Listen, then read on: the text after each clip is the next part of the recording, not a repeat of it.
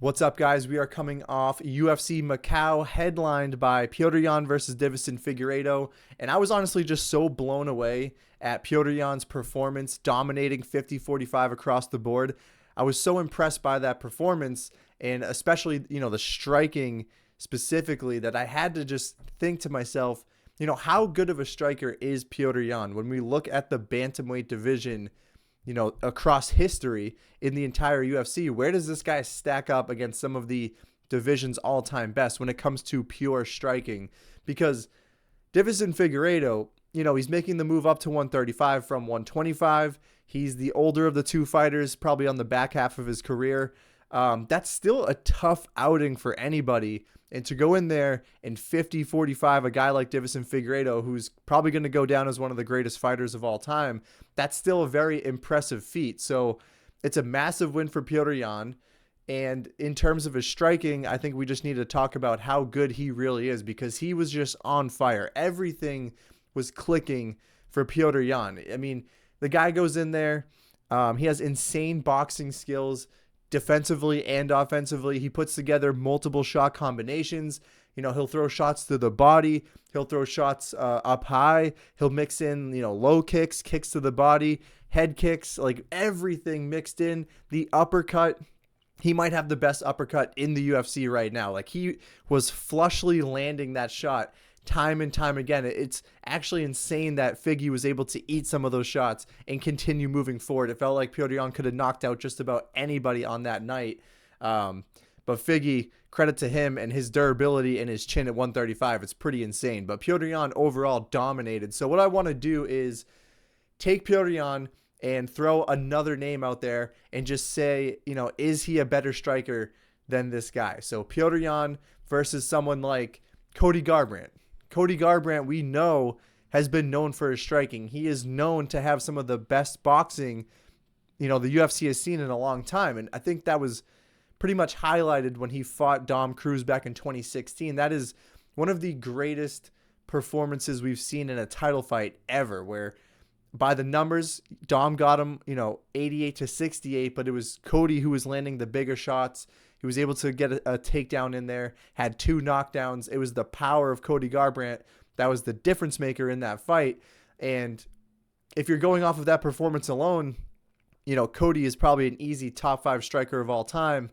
But, we saw shortly after that, TJ Dillashaw goes in there. The first time around, knocks out Cody in round 2. They fight again in the rematch right after that, and he gets dominated in round 1. Then he loses again to Pedro Munoz by knockout, which is a terrible look. And then from that point on, he just never really came back fully. And it's just been win-loss, win-loss. And now, the chin, the durability isn't there. He tried to move around weight classes. Like, his career didn't really go in a positive direction once he lost to TJ Dillashaw. And I just don't think we have enough dominant performances to say that he is one of the greatest strikers of all time, at least in the top 3. I don't think we can say that he's in the top 3. Maybe you can consider him to be in the top 5, but if you pin him against a guy like Petr Yan, I'm taking Petr Yan all day. I think Petr Yan is a much better striker, but Cody's right there. He's a very good striker. Maybe it was the chin and the durability just didn't allow him to display how good he actually would be, and he didn't really have the longevity that some of these other guys have. So if you pin him against a guy like Cody Garbrandt, I'm taking Petr Yan all day. How about kind of going into that? We were just talking about TJ Dillashaw. TJ Dillashaw, I think, makes a very strong case to be, a top 3 bantamweight striker of all time. I think it goes pretty under the radar how dominant this guy was. I mean, when you look at the level of volume this guy was able to land, when you look at the level of power that this guy was able to harness, especially at the 135 weight class, it's something that we haven't really seen in a long time. And I think if you go power rankings, like literally power in his hands, he's probably a top 2, top 3 guy all time. But some of the performances that he had, we saw him land over 100 significant strikes in 6 different occasions. 117 against Mike Easton, 140 against Renan Barão, 151 against Joe Soto, 117 in the rematch with Renan Barão.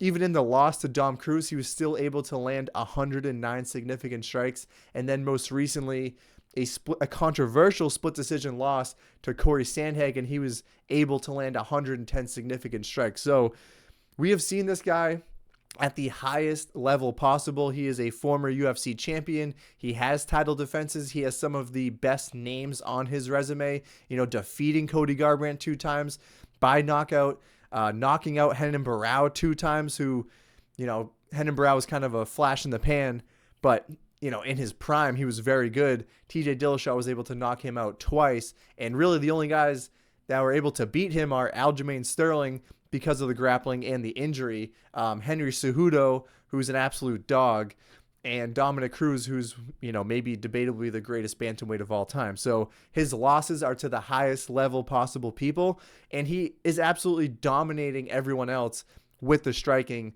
and with that power. The only knock you can say is that he's a cheater. He did pop positive for EPOs, which is one of the worst performance-enhancing drugs that you can absolutely use in this sport. So, to me, you have to knock him down a peg. I think he could have been the greatest striker of all time in this weight class, but because of the PEDs and because of the fact that it was EPOs, he was just operating on a different level. I think that was factoring into his ability to go a hard 5 rounds and to have insane power. So, if you pin him against a guy like Petr Yan, because he was a cheater, flat out admitted that he was a cheater, you have to knock him down a peg. And for those reasons alone, I'm taking Petr Yan over him as well. Dominic Cruz. Dominic Cruz, again, he's probably the greatest bantamweight of all time. And he is known for his insane technical striking, his fight IQ. He's a defensive wizard. I mean, he has a 70% striking defense, but he kind of always suffered from lower volume. He didn't really have knockout power in his hands.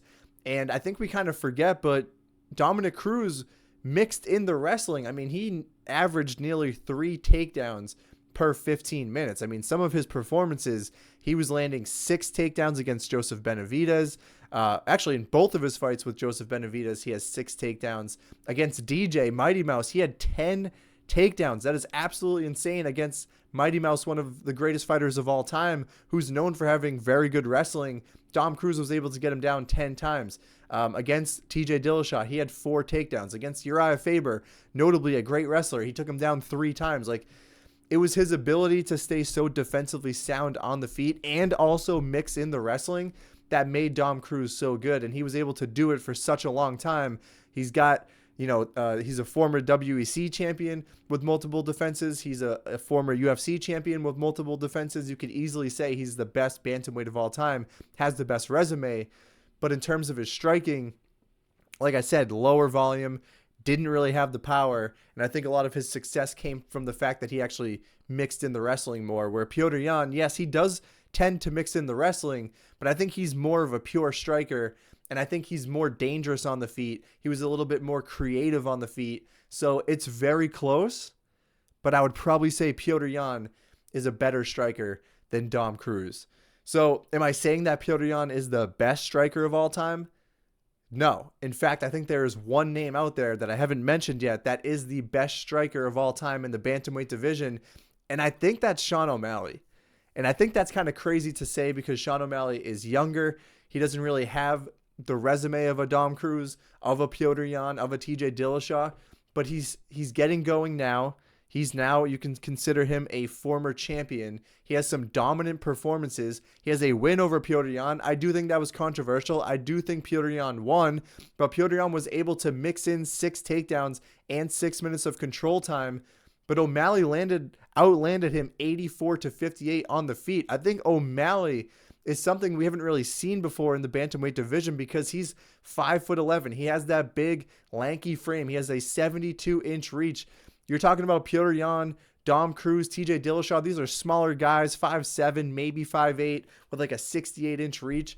Sean O'Malley is just much bigger, longer, has the reach advantage. He's able to stay on the outside. He has insane volume, nearly landing 7 significant strikes per minute. That's something that we haven't really seen consistently. That's absolutely insane. Defensively, he's very good. Durability-wise, he's very good. He doesn't need to mix in the takedowns. He actually has maybe one, two takedowns in the UFC total. This guy is a primary striker. He doesn't need to mix in the wrestling like a Petr Yan in some of his fights, like a Dom Cruz in a lot of his fights. Sean O'Malley is a primary striker, and he is as dominant as we've ever seen. Sure, Marlon Vera, probably overrated, but to land 230 significant strikes is absolutely insane over the course of 5 rounds. Like I said, he outlanded Petr Yan 84-58.